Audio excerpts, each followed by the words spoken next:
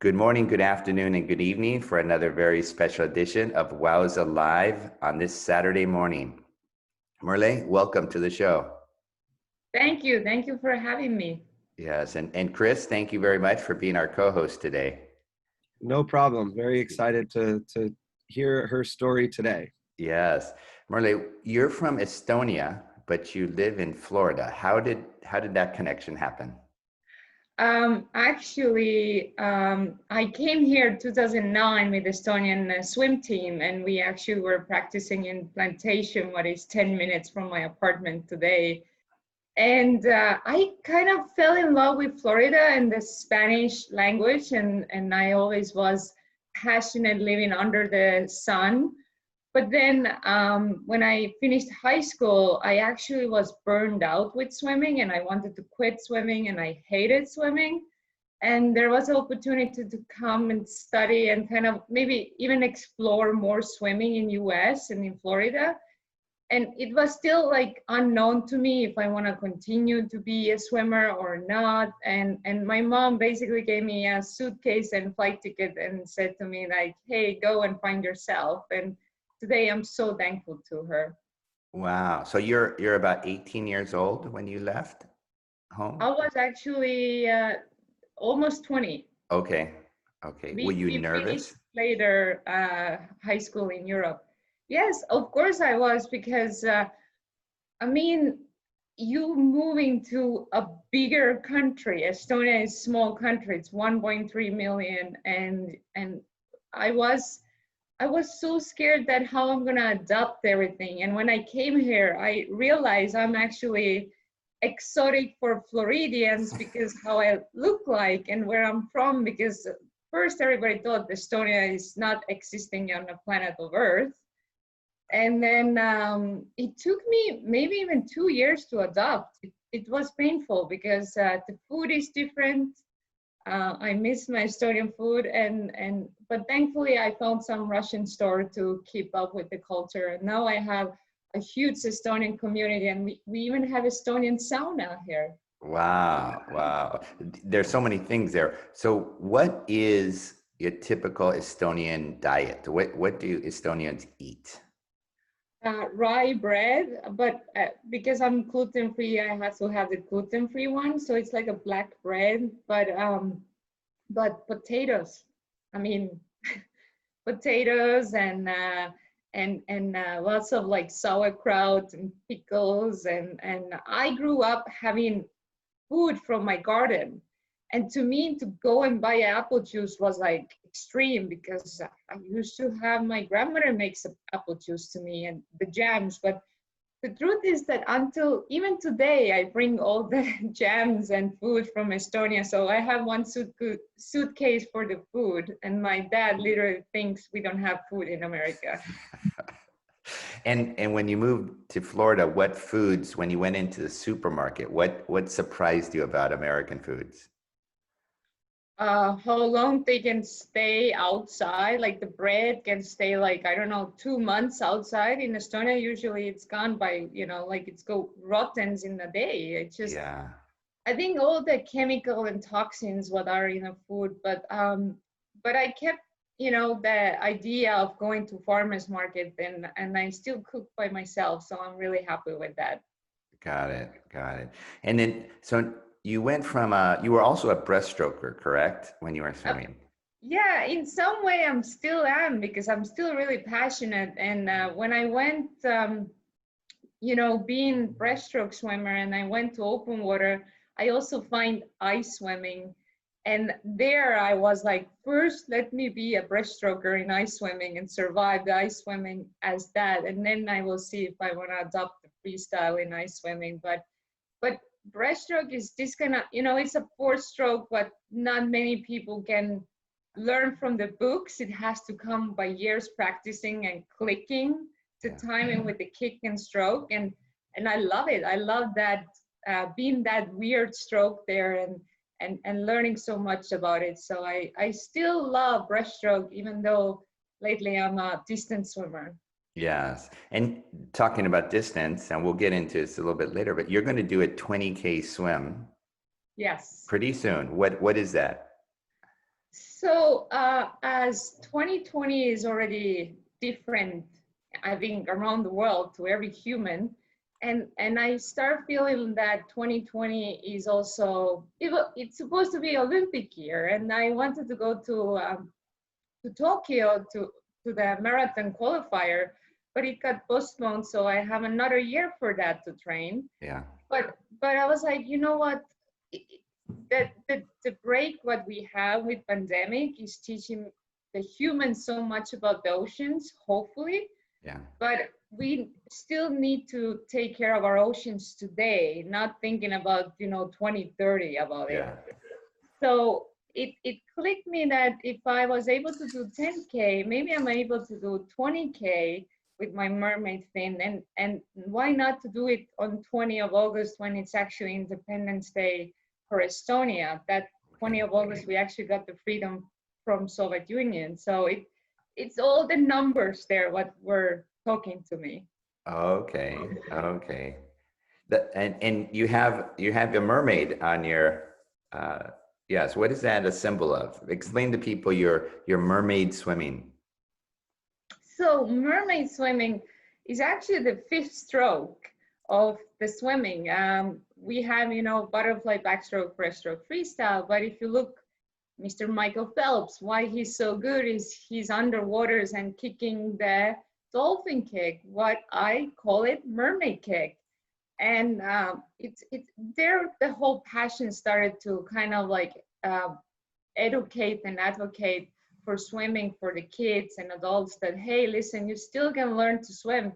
Yes, you don't have to be Michael Phelps, but if you have a passion to become a mermaid and learn the fifth stroke, let's go for it. Let's start learning that. And from there, I realized I am actually really passionate to be living that mermaid lifestyle where, you love to be in the ocean, you love to take care of Mother of Earth, you love to accept everybody. It doesn't matter what shape or size you're coming in. Are you a professional swimmer, or you triathlete, or you are ice swimmer? So from there, I started realizing I'm really passionate with the mermaid life, and I started combining my passion to save the oceans with the kind of fifth stroke. So that's where it all came along. Wow. Chris, you're a competitive age group swimming coach, and I know you're a very good coach of the fifth stroke, but have you ever introduced the fifth stroke as mermaid swimming to your young kids? Actually, I haven't. And ironically, you guys both know one of the other sort of swimming pieces that the two of us cross, Merle and myself, is fin swimming. So fin swimming in Europe, myself having lived in Switzerland for 15 years, over here in the US, people think fin swimming, you mean swimming with fins? And I tell them, no, it's actually a full competitive sport, wearing the front snorkel. And, that's how the company Finis, who we're both or all of us associated with.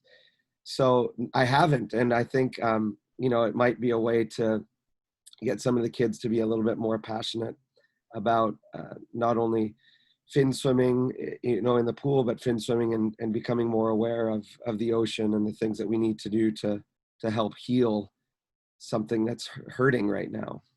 Yeah. And Merle, you're going to do 20K, and probably many people say, oh, 20K with fins is easy. Except I saw you set a Guinness World Record in Southern California last year. Chris was an official at the event, where you did 10K with fins on. It didn't look easy to me at all, was it? No, and I did that without the arms. Yes. And that's how I'm going to do the 20K. And that's how the definition of mermaid swimming is becoming more and more real, because if you look Ariel on Disney movies, she doesn't use arms. Yes. Yes. But I get that a lot. Everybody's like, oh, 20K. I mean, there's people who cross in the English Channel, and I'm like, yeah, but let's do that without the arms. Yes. And that's a different story, because you have to be able to keep your lower back healthy during the swim. Yes. And if there are waves, you have to push it through without taking a stroke, and just kicking harder and knowing how to get through that, but still a little bit like a breaststroke, butterfly, dolphin move it there. So it takes a lots of practicing. I have weights on, I have the parachute on when I'm swimming in the ocean and training right now. But it's a lot, and mentally it's a way more, because you know, when you get tired, you wish to take a stroke. Yeah. But in this case, no. Okay. So you kick with your arms down at your side, correct? Well, I kick them just being number 11. Okay. You know, so, but the idea is that you don't do any like breaststroke arm or pull there. So Yeah. that's the idea. Yeah. And of course, sometimes holding the arms up there, your shoulders get tired. So right now I'm swimming basically having weights on my arms and feeling that. And the reason why the arms are up front there, because just 2 weeks ago I hit myself on the dock. Oh. But thankfully I had arms on the front, otherwise I will be smashed here. And sometimes you kick on your stomach and sometimes on your back? Yes. Okay. As long as you are not doing the breaststroke arms there. Yeah. Yes. And explain the 10-kilometer swim that you did in Southern California last year. I mean, you were with everybody, you know, world-class swimmers, master swimmers, fitness swimmers. And when they were looking at you, what did they say in the middle of the 10K race? When we got to the feeding point, everybody like stopped there, and I was like, no, give me the juice, I have to go. I put it on my mouth and kept swimming, and I heard the guy telling me like, as much as I tried to pass her, I'm not able. Got it. And actually it was fun to watch people's reaction, because some of them like knew it, I'm somewhere there, but some of them were not aware that I will be swimming, you know, the whole maybe 5 kilometers together with them. And they were like she's not, they looked back like that every time when they were breathing. And I was like, it kind of made me smile, but I kind of was like, hey, I'm gonna swim now faster. And I remember also lifeguards stopping me and asking if you're okay because you're not moving your arms. And I'm like, yes, that's the whole point. Got it. You now are a mermaid. You're a human mermaid swimmer. What kind of marine life have you seen? Dolphins, turtles, fish? Sharks. But I have to say, during the pandemic, I think that the marine life animals got bigger. Like, they have been eating well. I mean, I see more bigger eagle stingrays now than before. And the South Beach, I have never seen a sea star all these 6 years when I have been open water swimmer here. And I start seeing like 5 sea stars during the practices. And I'm like, that's the sign that things are working. And another day, it was so cute. I was doing like a little documentary filming, and I saw a stingray mom and then a baby stingray on the top of the mom, and that's how they were swimming under me. And I was like, this just reminds you that these babies need to be saved. And the story of dolphins is that every time when I'm doing ocean cleanup, they somehow 2 minutes or 5 minutes after when I finish cleaning up, they come up somehow around me. It's like they know I'm there saving the ocean for them. And I can't explain that, but it's just this kind of coexisting harmony, what goes between me and the animals. If people want to help you, join in on your cleanups or support you in some way, what beach do you work out? Where are you going to do the 20K swim? Can you describe the location? Yeah, so it's the club, what we have here in Miami is called Dolphins and Rainbows. Okay. We accept every level of swimmers. You can come with fins, you can come do a little bit, you can come and swim the whole 2 miles, what we usually swim during the practices. And the thing what we do with Dolphins and Rainbows, I'm so happy to show that what we figured out is that we actually have Finnish mesh bag, Okay. and we Oh, put that over the shoulder, and every time when we swim and see the trash, we actually put it in here, and then we pull and we okay. continue swimming. So that's how we actually doing the cleanups. And of course, on my own social media, I constantly, report when we're gonna have something coming up, and I'm gonna do that swim here in Morningside and going towards the Venetian Causeway and turning back and coming back. So it's exciting because we have been recruiting so many people during the COVID time, Uh-huh. and we have been growing now. We have basically like 50 people per Okay. session. Wow. Wow. And your social media, tell people what your handle is, what your, So I'm in Instagram. My name is aquapreneur, okay. and I'm also on Facebook as Merle Liivand. And Okay. All yeah, right. everybody go to my Instagram because actually I'm part of a Maxim contest right now. So I need everybody to vote for me. Wow, Maxim. Okay, explain that one. So during the pandemic, I got invited to take part of Maxim contest. You can become a Maxim cover girl and you can win also $25,000. At first, I wasn't so into that, and I was like, "What I'm gonna do there? My passion is ocean." And then I realized that is how I can change the world a little bit. That cover girl can help the world, and as well. If I win that money, I want to donate that to Ocean Cleanup Foundation and water safety because I still think there's too many drownings in this world. Got it. Got it.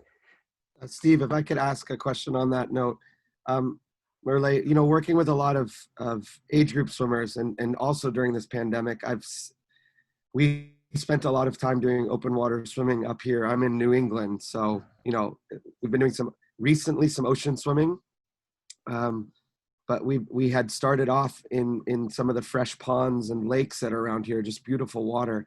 But I've noticed that the kids have become more aware. Something that you've been an incredible advocate of is the pollution. So, and I've seen the kids collecting straws and bags, and the first thing I'm appreciative is that they are more aware of it. And so what do you think the next steps are? This is kind of a big question because there are a lot of people like yourself, but what do you think are some of the simple things? Some people say, well, you take a bag or a straw and it's just a spit in the ocean. It won't really help.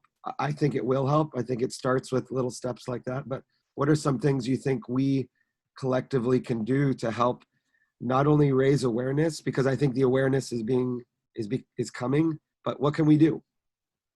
I'm so thankful you're bringing that up because I have been speaking so many pool swimming coaches over the years, and they never really understand the passion towards the open water first, and then they were like, yeah, but we have pools, so why we need to go and swim on the ocean? And then when I called them up, hey, let's go and do a cleanup, then it was little resistance there. And I was really sad about that because water is what gives us a job, what gives us a platform, what gives us opportunities. And I'm so kind of glad the pandemic happened on a sense, making them realize that you can run your business in open water as well and help the environment. But what we can do is that we start with the little steps. And as I said, before doing an open water practice, do a 30-minute beach cleanup. It's already something what you can help. And as well, look around your household. Maybe you have too many things at home what you don't use and you can sell them on, we have all these amazing platforms where we can sell our things, and that's a little recycling.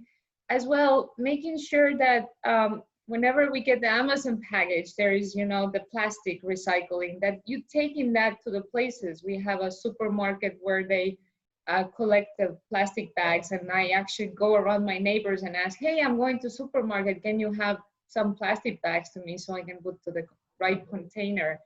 So it really starts around looking our own household and from home, that maybe we need to do a better steps of thinking, do we need to buy all these things? Do we have actually things at home what we can share to somebody else? And that's called, recycling, reuse it, and as well helping the community. And like I said, it starts also what you can do or not practice, because not only we need to do a beach cleanups, I also have been doing a cleanups around the stadiums. And I think that's, where the sport should move, that clean up your own, household. That's great. And if I could ask another question. So it seems that's sort of related to your passion for cleanup. And you spoke about the contest you participated in.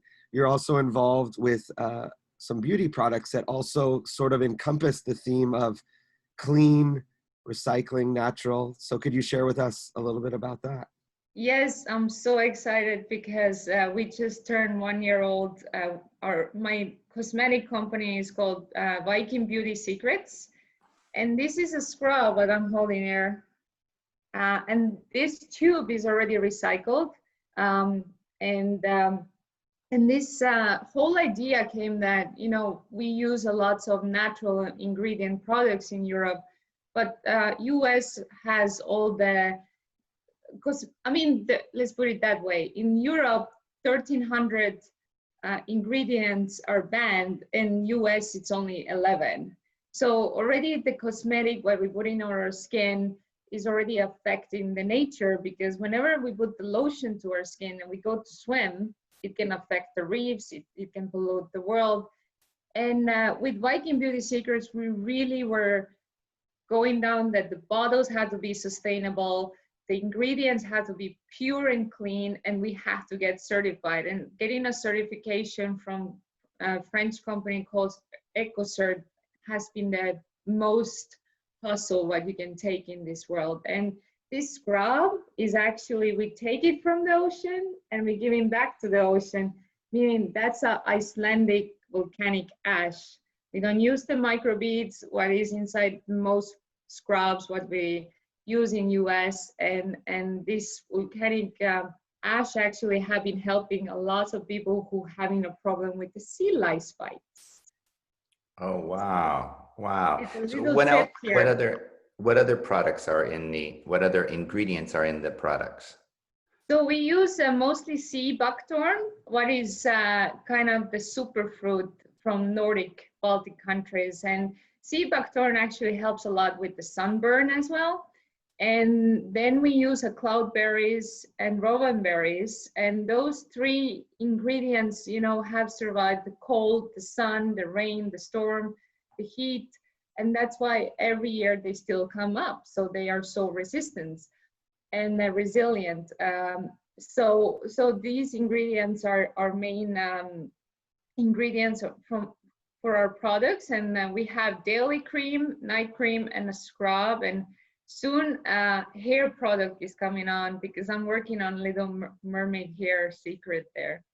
Got it. And people can go to vikingbeautysecrets.com? Yes. Yes, and you can actually use my little discount code called Merle Viking, so you get a little gift for yourself. And lots of men actually using that. Okay. Scrub. Great. So it's for every skin type, are you female or men, and even the kids can use it. Okay. Is your hair product going to help with chlorine for pool swimmers too? Well, that hair product is more like a hair oil that it's more than what we put in our hair, that it stays healthy, it stays clean, and as well, if everything what we think is that when you're using their products and you're going, dive in the ocean or pool, that you don't pollute the water. So that's our main secret. Got it. Well, you've been a competitive pool swimmer. You're now going to be a marathon swimmer with a 10K and 20K mermaid swim. You're an entrepreneur. You are doing a beach cleanup and involved in marine environmentalism. You're still under 30 years old. Like, do you have a message for any young women out there who go, God, I want to do what Merle does? What are those things that you want to tell the young people that they should do or be? Number one thing is that don't quit swimming. Because I remember when I was burning out and kind of fighting with the idea to continue swimming and not having the passion and love, I had the best advice from my mom, who said that sometimes just look inside your heart, not your mind. Because I have met so many female athletes in my travels who say, I wish I kept swimming. And that's the one thing what I'm trying to do, be an advocate for swimming and making sure that more people come towards the water instead of walking away from the water. Okay. And my advice to every single person who is under 30 is that keep swimming, find ways how to keep up with your career, how to keep up that you can pay your bills, but at the same time, you're still going to master practice, open water practice, that you keep in the healthy lifestyle. Because if you think about one of the best female athletes, some of them are even on their 40s. I remember I was in 2017 World Championships, and the lady from Germany was same old as my mom. And I was like, I want to be that woman, you know. And the truth is that I know there are so many girls when they get to teenager age that they want to quit swimming. And my advice is that I know it's hard work. I know it takes you lots of sacrifices, but don't quit swimming. Keep it up. Wow. Thank you very much for your message, and good luck on your swim on August 20th, and keeping the ocean clean and providing all these innovative products. Thank you very much. Thank you. Thank you. Yes.